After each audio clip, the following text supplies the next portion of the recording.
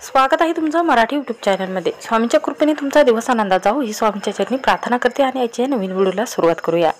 तर पहा, येत्या 10 तारखेला आहे स्वामी समर्थ प्रगट दिन आणि तर पहा, बरेच जणांनी श्री स्वामी समर्थ महाराजांचे गुरुचरित्राचे वाचन चालू आहे। 21 दिवसाचे पारायण देखील चालू आहे। 21 दिवसाची सेवा करत आहेत, तर कोणी 11 दिवसाची सेवा करत आहेत।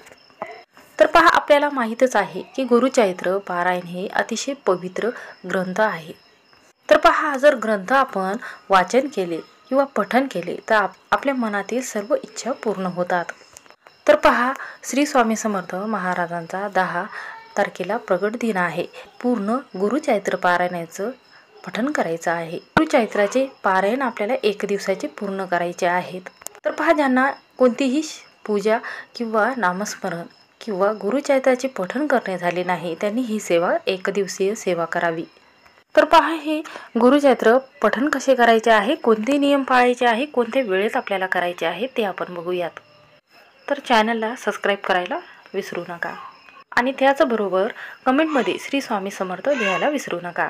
पहा, श्री स्वामी समर्थ गुरुचरित्राचं पारायण करत असताना त्यातील उपासनेची एक अतिशय महत्त्वाची जो ग्रंथ आहे तो खूप महत्त्वपूर्ण ग्रंथ म्हटला गेलेला आहे। तर पहा, श्री स्वामी समर्थ ग्रंथामध्ये अद्भुत लीलांचा समावेश केलेला आहे। तर पहा, काही सेवेकरी श्री स्वामी चरित्र सारामृताचे 3 अध्याय वाचन करत असतात। तर पहिला अध्याय आपल्या भूतकाळासाठी असतो, दुसरा अध्याय वर्तमान काळासाठी असतो आणि तिसरा जो अध्याय असतो तो आपल्या भविष्य काळासाठी असतो। तर पहा, आपल्या घरामध्ये सुख समृद्धी टिकून राहण्यासाठी, संतान प्राप्ती होण्यासाठी व पती पत्नीमध्ये वाद न होण्यासाठी या गुरुचरित्राचे पारायण करावेत। तर पहा, गुरुचरित्राचे पारायण करणे म्हणजेच श्री स्वामी समर्थ महाराजांच्या चरणाजवळ जाणे किंवा स्मरण जाणे। तर पहा, गुरुचरित्राचे पठण करत असताना कोणते नियम आपल्याला पाळायचे आहे, 1 दिवसीय पारायण कशा पद्धतीने आपल्याला करायचे आहे ते जाणून घेऊयात। तर पहा, हे अध्याय पूर्ण करण्यासाठी आपल्याला श्री स्वामी समर्थ प्रगट दिनाच्या दिवशी आपल्याला हे अध्याय पूर्ण करायचे आहेत। पहा, सर्वात प्रथम तुम्हाला सकाळी लवकर उठायचं आहे, आंघोळ करायची आहे, त्यानंतर तुळशीला जल अर्पण करायचं आहे आणि एक अगरबत्ती लावायची आहे। त्यानंतर उंबरवट्यावर आपल्याला हळदीचं लेपन लावायचं आहे, दोन्ही साईडला पावलं काढायचे आहेत, 2 स्वस्तिक काढायचं आहे। पहा, ब्रह्ममुहूर्तावर उठल्यानंतर आपले लगेच कामं पूर्ण होत असतात, कारण जो ब्रह्ममुहूर्त असतो तो अतिशय शुभ मानला गेलेला आहे। ब्रह्ममुहूर्तावर सेवा केलेली असते ती अतिशय महत्त्वाची ठरली गेली असते। अतिशय महत्त्वाची व प्रभावी आपल्याला उपाय देखील करायला मिळतो आणि तो उपाय केलेला तो सक्सेस होत असतो। तर पहा, आपल्याला ज्यांना शक्य होत असेल तर पिवळ्या रंगाचं वस्त्र परिधान करायचे आहेत। पहा, पिवळ्या रंगाचे तुमच्याकडे वस्त्र नसेल तर पिवळ्या रंगाचा रुमाल तुम्ही घेऊ शकता आणि हातामध्ये हा दिवसभर ठेवावा, किंवा तुम्ही लाल रंगाचे वस्त्र परिधान करू शकता। सर्वप्रथम आपल्याला श्री स्वामी समर्थ महाराजांचा अभिषेक करायचा आहे। पहा, तुम्ही अगोदर पाण्याने अभिषेक करावा, त्यानंतर पंचामृताने अभिषेक करावा व त्यानंतर गुलाबजल असेल, गंगाजल असेल किंवा अत्तर असेल याने तुम्ही अभिषेक करावा, मध असेल त्याने अभिषेक करावा। हे सेवा केल्यामुळे स्वामी आपल्यावर लवकर प्रसन्न होत असतात। पहा, एक चौरंग घ्यायचा आहे, चौरंगावर तुम्हाला अर्चर टाकायचा आहे आणि त्यानंतर आपल्याला तांदळाची रास ठेवायची आहे, त्यावर गणपती बाप्पाची मूर्ती ठेवायची आहे। तर पहा, गणपती बाप्पाची मूर्ती नसेल तर तुम्ही त्याऐवजी सुपारी ठेवली तरीही चालेल आणि त्यानंतर श्री स्वामी समर्थ महाराजांच्या मूर्ती असेल किंवा फोटो असेल ते तुम्हाला ठेवायचा आहे।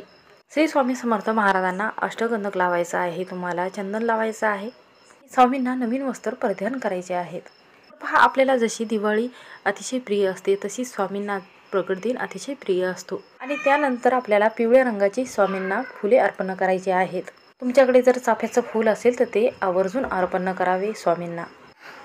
तर पहा, स्वामींना नैवेद्य कोणता अर्पण करायचा आहे, वरण भात, भाजी पोळी आणि शिरा तुम्ही अर्पण करू शकता आणि बुंदीचे लाडू सुद्धा अर्पण करू शकता आणि त्यानंतर आसन घ्यायचं आहे आणि त्यानंतर श्री स्वामी समर्थ गुरुचरित्राचे पारायण आपल्याला पठण करण्याची सुरुवात करायची आहे।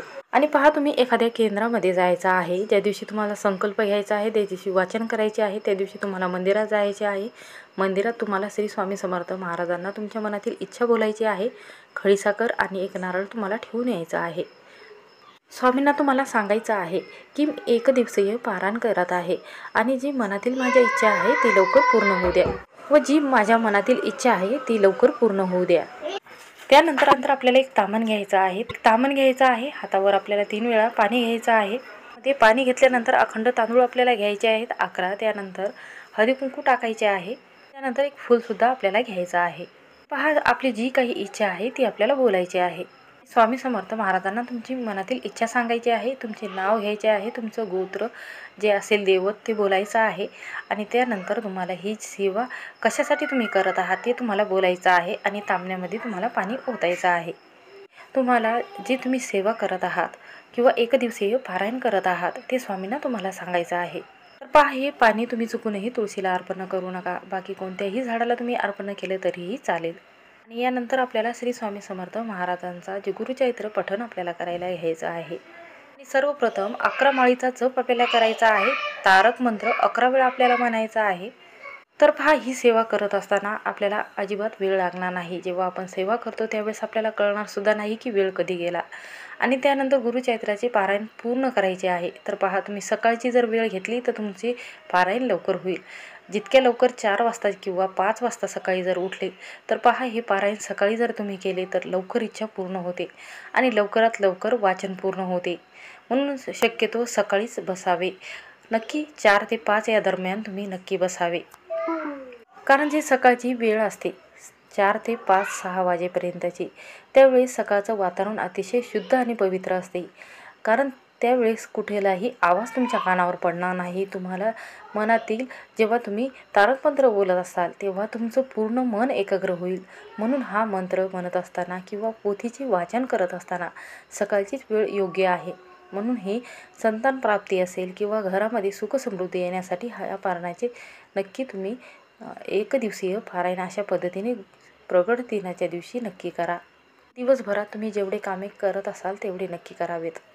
तर पहा, चुकूनही तुम्हाला 12 ते 4 वाजेपर्यंत हा जो श्री स्वामी समर्थ गुरुचरित्र पारायण आहे ते करू नये. कारण जी 12 ते 4 वाजेपर्यंत ही दत्तात्रय महाराजांची भिक्षा मागण्याची वेळ असते. म्हणून या वेळेला चुकूनही तुम्ही पारायण करू नका. बाकी कोणत्याही वेळी तुम्ही पारायण केले तरीही चालेल. तर पहा, गुरुचरित्राचं पारायणाचं एक पूर्ण पठण तुम्हाला करायचं आहे.